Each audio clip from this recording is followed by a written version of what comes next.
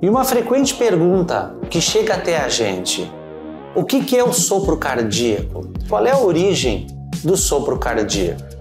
O sopro cardíaco é um turbilhonamento de sangue dentro do coração. Às vezes, na infância, ele pode ser um sopro chamado inocente. No entanto, todas as pessoas adultas que é identificado um sopro cardíaco em qualquer local, por qualquer colega médico, ele deve ser avaliado por um cardiologista para saber se esse sopro é de conotação patológica, pode ter uma doença por trás ou é um sopro que não vai causar nenhum problema na sua vida.